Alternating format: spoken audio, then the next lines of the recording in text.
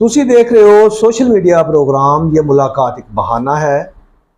इस प्रोग्राम च साडे अज दे मेहमान ने मज़ाक व शायर जनाब खालिद महमूद साहब ते तुहाडी अज मुलाकात कराउने आ खालिद साहब दे नाल। खालिद साहब वेलकम टू द शो।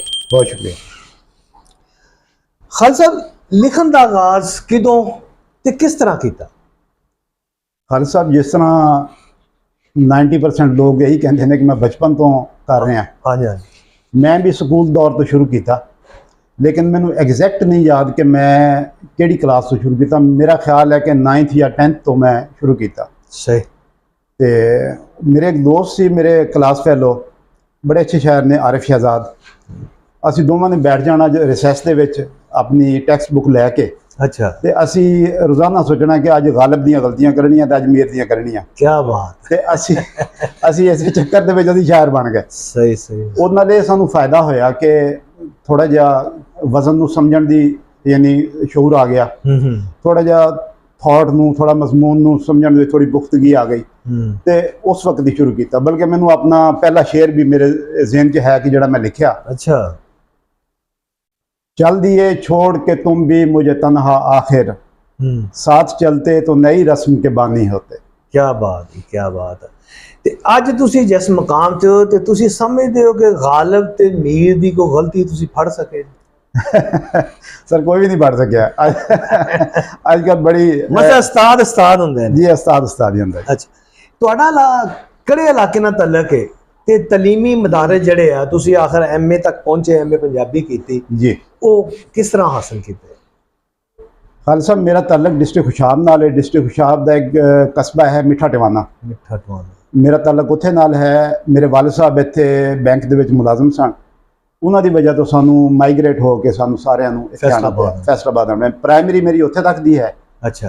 ते government college government high school मिठा टिवाना तो मैं प्राइमरी की थी।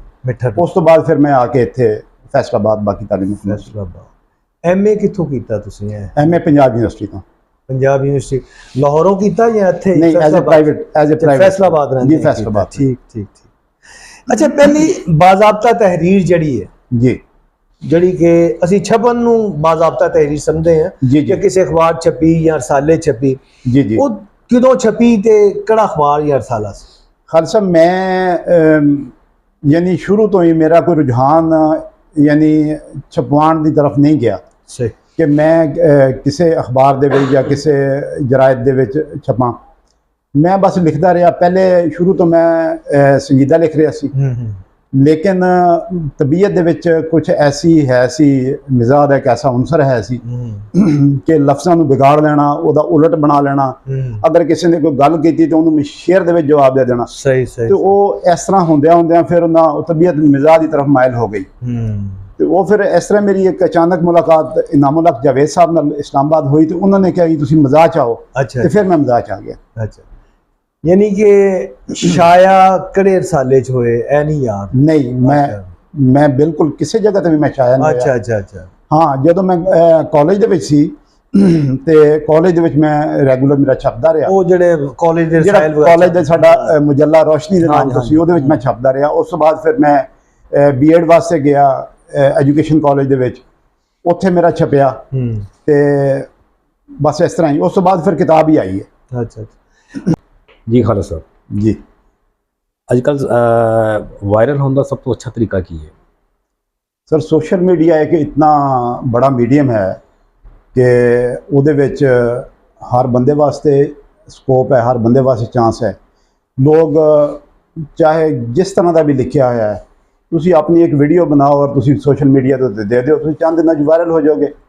और इहदे विच कुछ मैटर नहीं करता कि क्या तुसी तुहाडा जिहड़ा मैटर है या तुहाडा जिहड़ा कंटेंट है वो म्यारी है या गैर म्यारी है। बल्कि असीं तां अजकल फी ज़माना ये देख रहे हैं कि जो गैर म्यारी है वो ज़्यादा पॉपूलर हो रहा है, ज़्यादा क्लिक कर रहे हैं।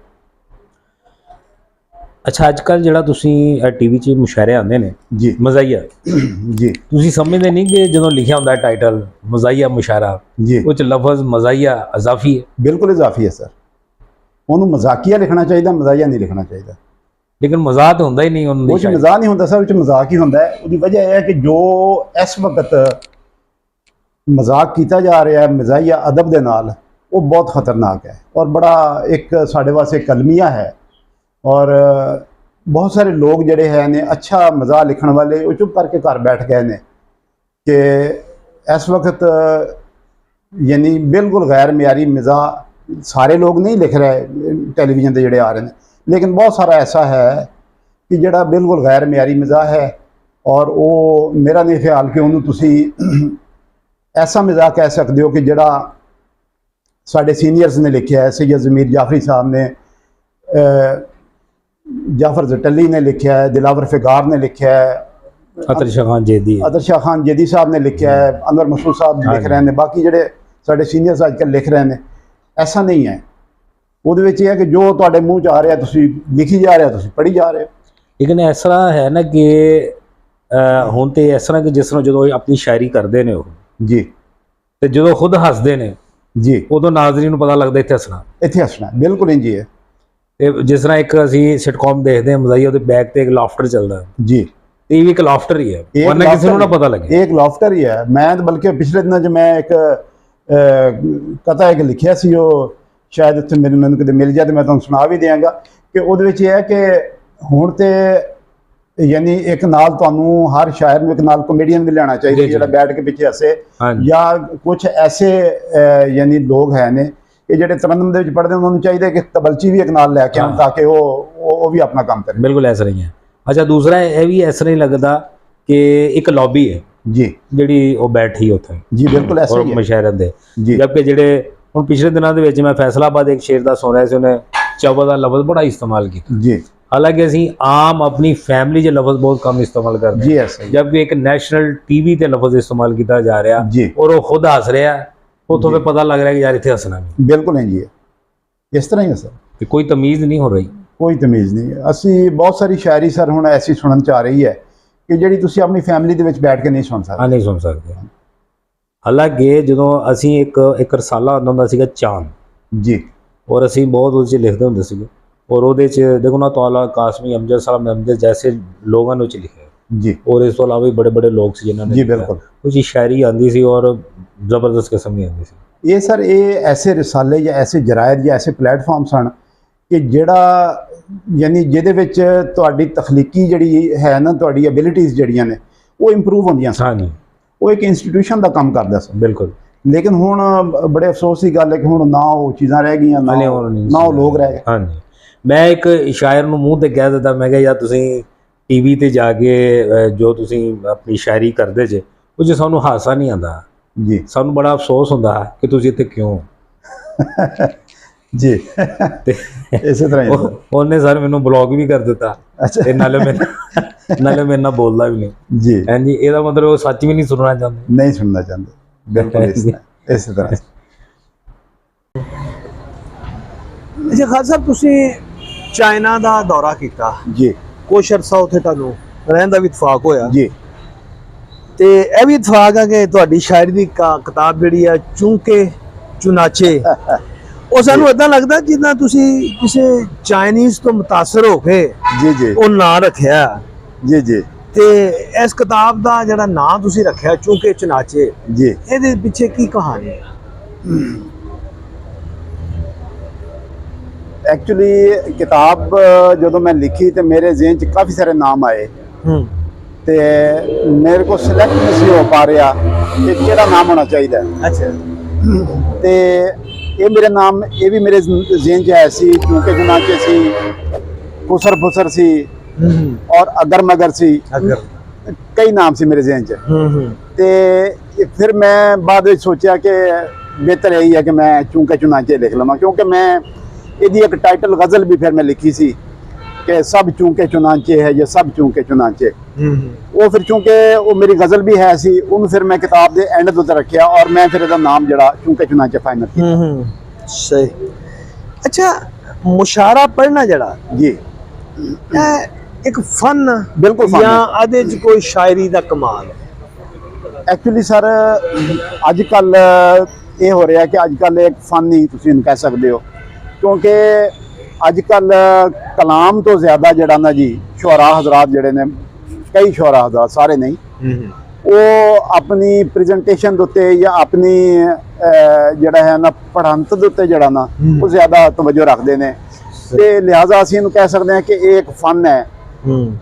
ਸਮ ਟਾਈਮ ਇਹ ਹੁੰਦਾ ਹੈ ਕਿ ਪੜ੍ਹਨ ਵਾਲਾ ਜਿਹੜਾ ਉਹ ਪਤਾ ਨਹੀਂ ਕੀ ਕਹਿ ਰਿਹਾ ਹੁੰਦਾ ਹੈ, ਲੇਕਿਨ ਉਹਦੀ ਹਰਕਤਾਂ ਸਕਨਾਤ ਨੇ ਜਾਂ ਜਿਹੜੀ ਉਹਦੀ ਐਕਟਿੰਗ ਤੁਸੀਂ ਉਹਨੂੰ ਕਹਿ ਸਕਦੇ ਹੋ, ਉਹਨੂੰ ਵੇਖ ਕੇ ਲੋਕ ਜਿਹੜੇ ਨਾ ਉਹ ਲਾਫਟਰ ਦੇ ਦਿੰਦੇ ਨੇ। ਤੇ ਅਸੀਂ ਇਸੇ ਵਾਸਤੇ ਮੈਂ ਕਹਿੰਦਾ ਕਿ ਮਜ਼ਾਹੀਆ ਮੁਸ਼ਾਇਰੇ ਨਹੀਂ ਹੈ, ਇਹ ਮਜ਼ਾਕੀਆ ਮੁਸ਼ਾਇਰੇ ਨੇ। सही। अच्छा, आज तक ਨੇ ਤੇ ਫੈਸਲਾਬਾਦ 'ਚ ਕੋਈ ਨਾਮ ਹੈ ऐसा मजाक है वाला?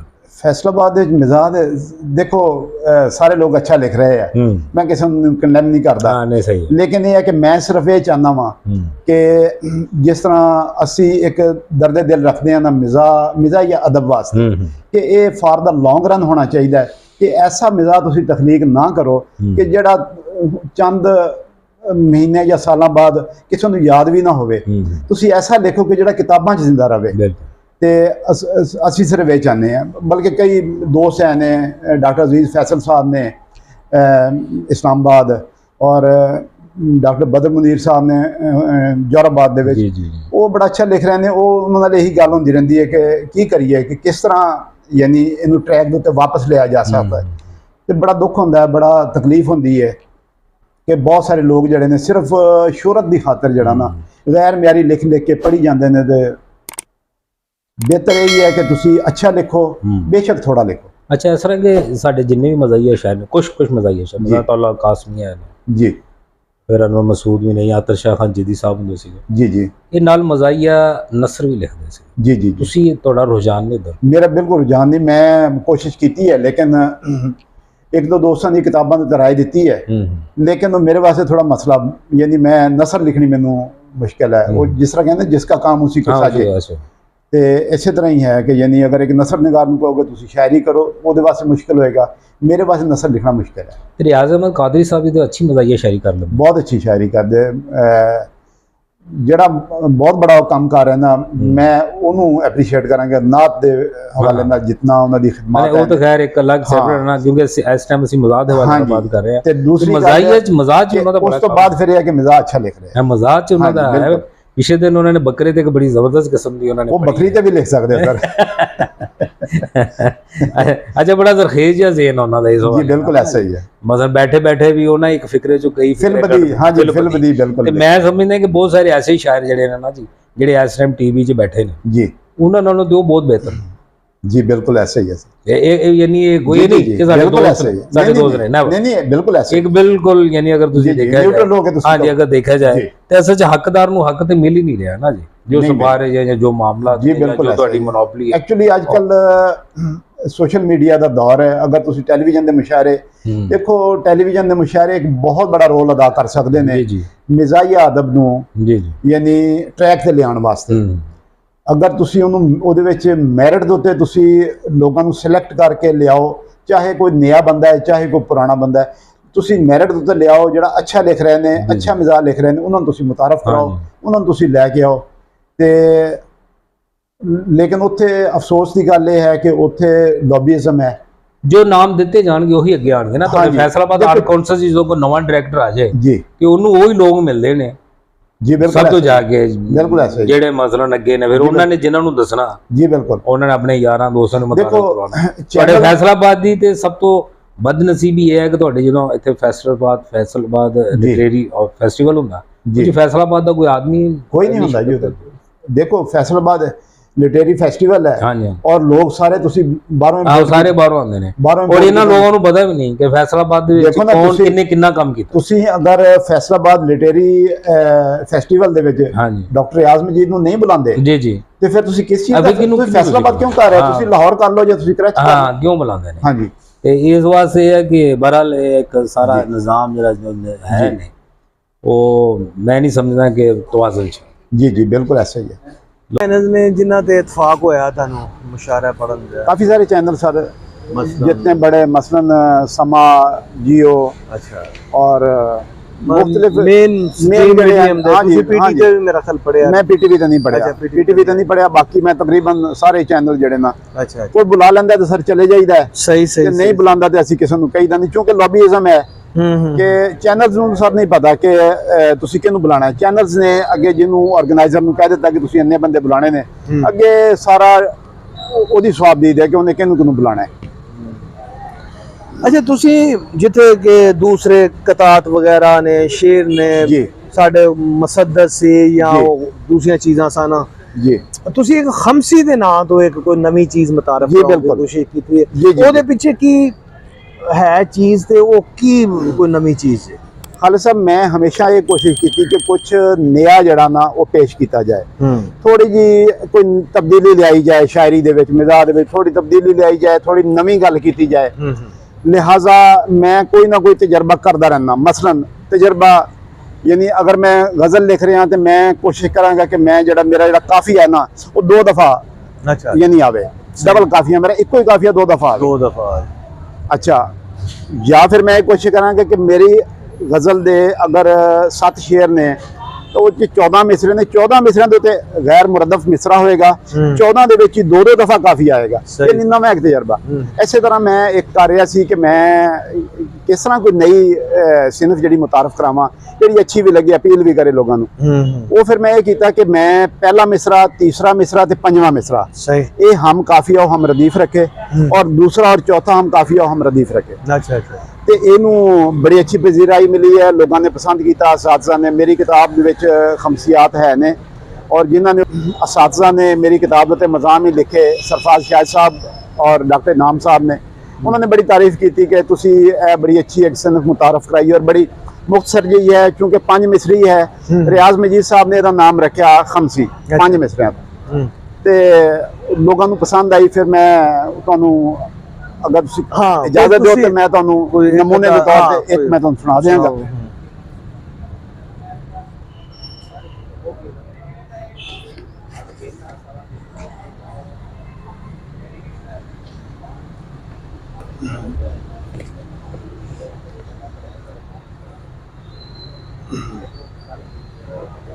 खमसी सर पेश है कि रहती थी मेरे दिल में कई बिल बतौड़ियाँ, रहती थी मेरे दिल में कई बिल बतौड़ियाँ, कुछ खूबरू चुड़ैलें थी मुद्दत से कहमा जन, कुछ और भी बलाएं थी इसमें निगोड़ियाँ, आई जो एक डायन तो बस फिर जनाबे मन, एक एक करके सारी हुई हैं भगोड़ियाँ। सही सही सही सही। अच्छा, तुसी संजीदा शायरी दी निस्बत मज़ाहिया शायरी का इंतखाब क्यों किया? सर ये गल बड़ी मज़ेदार है। मैं एक्चुअली जो मैं तुहानू जिस तरह दसिया कि इनाम साहब नाल मेरी मुलाकात हुई, डॉक्टर नामलक जावेद साहब नाल, उन्होंने मेरी मुलाकात इतफाकिया हो गई उन्होंने नाल उत्थे इस्लामाबाद दे विच। उन्होंने कहा भी तुसी ना आओ मिजाज की तरफ आओ। मैं उन्होंने कहा, मैं कहा सर मैं संजीदा लिख रहा तो मैं मुतमैन ना। वो कहते यार संजीदा लिखण वाले मिजाज की तरफ आओ, चंद लोग हैं ने ते उहदे विच स्कोप ज़्यादा है। ਤੇ ਚूंकि तबीयत पहले थोड़ा जिहा मिजाज का अंसर ऐसी, मैं फिर बाकायदा जड़ा ना मिजाज लिखना शुरू कर दिता।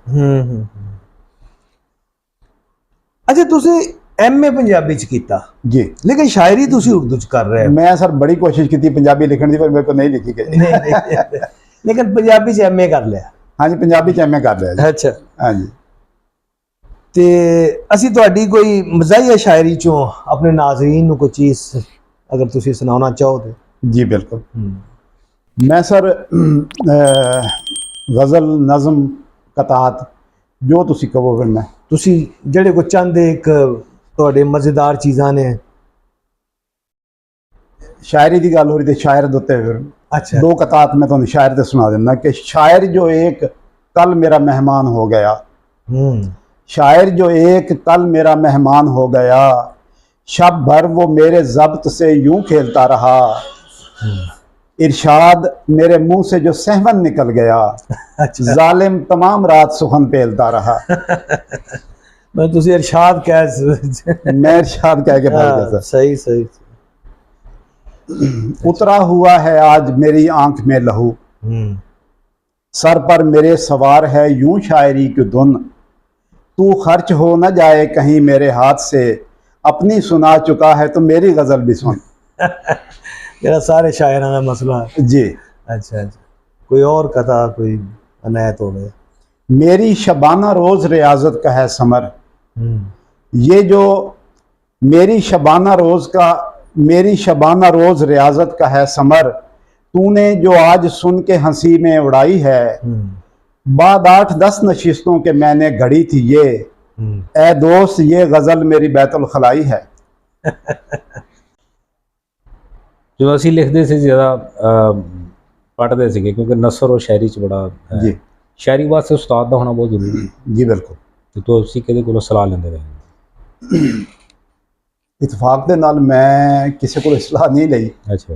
ਮੇਰਾ ਜਿਹੜਾ ਜ਼ਾਤੀ ਖਿਆਲ ਹੈ ਨਾ, ਜਿੱਦ ਤੱਕ ਮੈਂ ਸਮਝਦਾ ਵਾਂ ਜੀ ਜੀ ਕਿ ਸ਼ਾਇਰ ਜਿਹੜਾ ਨਾ, ਸ਼ਾਇਰ ਨੂੰ 80% ਸ਼ਾਇਰ ਹੋਣਾ ਚਾਹੀਦਾ ਹੈ। ਜੀ ਜੀ 80% ਅਗਰ ਉਹ ਸ਼ਾਇਰ ਹੈ ਨਾ, ਜਿਹਨੂੰ ਤੁਸੀਂ ਖੁਦਾਦਾਦ ਸਲਾਹੀਅਤ ਕਹਿੰਦੇ ਹੋ, ਜੀ ਫਿਰ ਉਹ 20% ਜਿਹੜਾ ਨਾ, ਉਹ ਆਪਣੇ ਮੁਤਾਲੇ ਦੇ ਵਿੱਚ ਬਾਕੀ ਲੋਕਾਂ 'ਚ ਬੈਠ ਕੇ ਮੁxtਲਿਫ ਫੋਰਮ ਅਟੈਂਡ ਕਰਕੇ ਜੀ ਜੀ ਫਿਰ ਉਹ ਇੰਪਰੂਵ ਕਰ ਸਕਦਾ 20%। ਬਿਲਕੁਲ। ਲੇਕਿਨ ਉਹਨੂੰ 80% ਸ਼ਾਇਰ ਹੋਣਾ ਚਾਹੀਦਾ। ਅਗਰ ਉਹ 80% ਨਹੀਂ ਹੈ ਨਾ, ਫਿਰ ਉਹ ਸ਼ਾਇਰ ਨਹੀਂ ਹੈ। ਦੇਖੋ ਇਹਦੇ ਵਿੱਚ ਬੜੀ ਕਲੀਅਰ ਔਰ यानी बिल्कुल वाज़ेह एक चीज़ है कि शायर या है या नहीं है, दरमियानी कोई रास्ता है ही नहीं। जी जी। और अगर शायर है तो खुदादाद है। हाँ, असातिज़ा कोलों ये है कि इसलाह जरूर ली जा सकती है और लैनी चाहिए भी है, ये कोई हर्ज नहीं है। तो लेकिन मैं इतफाक है कि मैं कहीं इसलाह यानी कोई ज़रूरत पई नहीं, बल्कि मैनू याद आ गया कि मैं किसी दौर दे विच कतील शफाई साहब ਦਾ ਬੜਾ ਮੈਂ ਮਦਾਹ ਸੀ ਔਰ ਮੈਂ ਬੜਾ ਮੈਨੂੰ ਸ਼ੌਕ ਸੀ ਕਿ ਮੈਂ ਫਿਲਮ ਵਾਸਤੇ ਗੀਤ ਲਿਖਾਂ। ਔਰ ਮੈਂ ਕਤੀਲ ਸਾਹਿਬ ਨੂੰ ਮਿਲਣ ਗਿਆ ਉੱਥੇ ਸਮਨਾਬਾਦ ਲਾਹੌਰ, ਤੇ ਮੈਂ ਉਹਨਾਂ ਨੂੰ ਕਿਹਾ, ਮੈਂ ਕਿਹਾ ਸਰ ਮੈਂ ਇਸ ਤਰ੍ਹਾਂ ਕਰਕੇ ਮੇਰੀ ਬੜੀ ਖਾਹਿਸ਼ ਹੈ ਕਿ ਤੁਸੀਂ ਨਾ ਫਿਲਮ ਚੱਲ ਰਹੀ ਹੋਵੇ ਨਾ, ਤੇ ਤੁਹਾਡਾ ਨਾਮ ਬੜਾ ਸਾਰਾ ਲਿਖਿਆ ਨਗਮਾ ਨਿਗਾਰ ਕਤੀਲ ਸ਼ਫਾਈ, ਤੇ ਨੀਚੇ ਮੇਰਾ ਇੱਕ ਛੋਟਾ ਜਿਹਾ ਲਿਖਿਆ ਹੋਇਆ ਖਾਲਿਦ ਮਹਿਮੂਦ। ਤੇ ਉਹ ਨਾ ਮੈਨੂੰ ਕਹਿਣ ਲੱਗੇ ਕਿ ਬਰਖੁਰਦਾਰ ਕੁਝ ਸੁਣਾ। ਮੈਂ ਉਹਨੂੰ ਕਿਹਾ, ਮੈਂ ਕਿਹਾ ਸਰ ਮੈਂ ਨਾ ਤੁਹਾਨੂੰ ਸੁਣਾਵਾਂਗਾ ਤੇ ਤੁਸੀਂ ਮੈਨੂੰ मेरा दिल नहीं रखना, तुसीं मैनूं दस देना कि क्या मैं शायरी करा या मैं छड्ड दियां। सही है। वो कहण लगे कि तुसीं बिल्कुल फिक्र ना करो, कहंदे मेरे को इत्थे रोजाना 2-4 बंदे ऐसे आंदे कि जिहड़े मुंह बना के जांदे इत्थों, कहंदे मैं तुहाडा बिल्कुल दिल नहीं रखांगा, तुहानूं मैं वाज़े और साफ दस देंगे, तुसीं करदे रहो या छड्ड दिओ। मैं कहा जी ठीक है। मैं उन्होंने सुनाइयां कुछ चीज़ां, उदों मैं संजीदा लिखदा सी। कहंदे होर सुणाओ। मैं उन्होंने सुणांदा गया। वो मैनूं कहण लगे बई, कहंदे यार तुसीं कहा कि मैं अज तक कदी किसी सलाह नहीं लई, क्या तुसीं वाकई कदी सलाह नहीं ली? मैं कहनी मैं कदी नहीं सलाह लई। वो मैनूं कहण लगे तुसीं शायरी जारी रखो, तुसीं बड़ा नाम कमाओगे, तुहानूं हर चीज़ दा ही पता है, वजन दा तुहानूं पता है। क्योंकि वो कहंदे जी बुनियादी चीज़ वजन हुंदी है, या उस तो बाद तुहाडा थॉट है कि तुसीं कहना की चाहते हो। तो पहली गल तो है कि वजन तुहानूं शऊर है, तुसीं कर सकते हो। तो अलहमदुलिल्लाह किसी को यानी लैंड की सलाह जरूरत पई नहीं। अच्छा, कहते ने कि बहुत सारे शायर जिहड़े ने असल च शायर नहीं गए। जी ऐसा भी है, ऐसा भी है। ते कहते ने कि जिहड़े उन्हां दी बैग दे जिस दिन वो मर गए तो शायर भी मर जाएगा। जी ऐसा ही है, ऐसा है ने? बिल्कुल है। अच्छा, ते फिर ਇਹਦਾ मतलब है कि सिर्फ मसलन एक ढोंग ही है। हाँ जी, शायर भी बहुत सारे हैं ना, शायरात भी। हाँ हाँ, खसूसन शायरात भी है। हाँ हाँ। तो इस तरीके नाल, बल्कि मैं तो एक ऐसी शायरा नहीं जानता जिन्हें खाली डायरी भेजी सी जी ते लिखी हुई आ गई। हाँ जी। बदकिस्मती नाल ऐसा भी है। हाँ जी, हाँ जी, ऐसा ਇਹਦੇ ਚ ਆ ਗਿਆ जी। ਤੇ ਅੱਜ ਕੱਲ ਤੁਸੀਂ ਕਿਹਨੂੰ ਸਮਝਦੇ ਹੋ ਕਿ ਯਾਰ ਅਹਿਦ ਹਾਜ਼ਰ ਦਾ ਬਹੁਤ ਅੱਛਾ ਸ਼ਾਇਰ ਹੈ, ਮਜ਼ਾ ਹੀ ਆ? ਮਿਜ਼ਾਹ ਦੇ ਵਿੱਚ ਸਰ ਪਾਕਿਸਤਾਨ 'ਚ ਬਹੁਤ ਅੱਛੀ ਸ਼ਾਇਰੀ ਹੋ ਰਹੀ ਹੈ, ਬਹੁਤ ਅੱਛੀ ਹੋ ਰਹੀ ਹੈ। ਇੰਡੀਆ ਦੇ ਵਿੱਚ ਪਾਕਿਸਤਾਨ ਦੀ ਨਿਸਬਤ ਬਹੁਤ, ਯਾਨੀ ਤੁਸੀਂ ਅਗਰ ਤੁਸੀਂ ਇਹਦੀ ਰੇਸ਼ੋ ਨਿਕਾਲੋਗੇ ਨਾ ਤੇ ਇਹ 80-20 ਦਾ ਰੇਸ਼ੋ ਨਿਕਲੇਗੀ। ਪਾਕਿਸਤਾਨ ਦੇ ਵਿੱਚ ਜੈਸਾ ਕਿ ਅਨਵਰ ਮਸੂਦ ਸਾਹਿਬ, ਹਾਂ ਸਾਡੇ ਉਸਤਾਦਾਂ ਦੇ ਉਸਤਾਦ, ਜੀ ਜੀ, और उस तो बाद इनामुल हक जावेद साहब ने, खालिद इरफान साहब ने, और बहुत सारे लोग ने। ਤੁਸੀਂ ਨਸਰ ਅਲ ਨਹੀਂ ਆਏ ਜੀ, ਅੱਗੇ ਵੀ ਸਵਾਲ ਕੀਤਾ ਫਾਰੂਕ ਸਾਹਿਬ ਨਾਲ ਜੀ, ਕਿ ਅਸੀਂ ਤੇ ਨਸਰ ਨੂੰ ਸੌਖਾ ਫਨ ਸਮਝਦੇ ਆ, ਸ਼ਾਇਰੀ ਨੂੰ ਔਖਾ ਫਨ ਸਮਝਦੇ ਆ, ਲੇਕਿਨ ਤੁਸੀਂ ਇਸ ਔਖੇ ਫਨ ਦਾ ਕਿਉਂ ਇੰਤਖਾਬ ਕੀਤਾ? ਜਾਂ ਕੋਈ ਜ਼ਿਆਦਾ ਹੀ ਖੁਦਾ ਦਾ ਸਲਾਹੀਅਤ ਆ ਕਿ ਬਿਲਕੁਲ ਅਤਾ ਹੋਈ?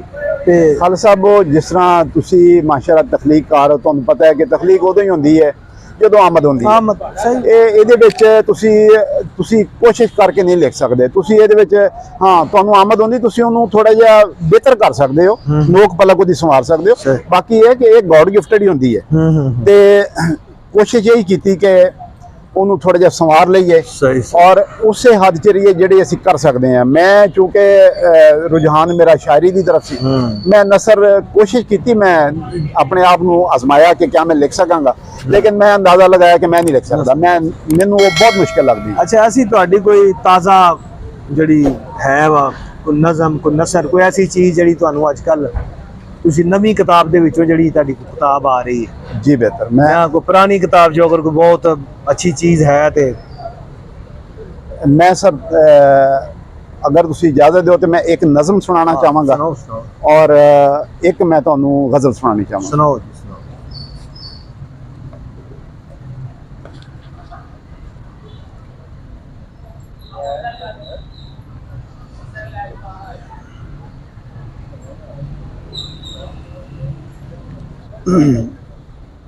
सर नज़म दा उन्वान है सवा शेर। उसने परवीन को यूं चाहा था नसरीन के बाद। अच्छा। उसने परवीन को यूं चाहा था नसरीन के बाद, जैसे मीठे की तलब होती है नमकीन के बाद। फिर झिझक उतरी जो इन दोनों खवातीन के बाद, सांस लेने को रुका वो जाके वो 13 के बाद। क्या बात। उसकी अम्मा ने भी मौका ये गनीमत जाना, पाबा जंजीर उसे करने की ठानी उसने। नेक सीरत सी कोई अपने तई उजलत में, ढूंढ ही डाली अथेड़ उम्र जनानी उसने। और हुजला खास में मगलूब नदामत होकर, अपने हर इश्क की उसने जो पटारी खोली, फरते जज्बात में डूबी हुई आवाज के साथ, कुछ झिझकते हुए शर्मा के ये दुल्हन बोली, वाकई जोड़े तो ऊपर ही कहीं बनते हैं, मैं तो मायूस थी होने लगी 2-3 के बाद। फिर मेरी जहद मुसलसल ही मेरे काम आई, मिल गई सच्ची मोहब्बत मुझे 15 के बाद। क्या बात है, क्या बात। बहुत शुक्रिया जी खालिद साहब।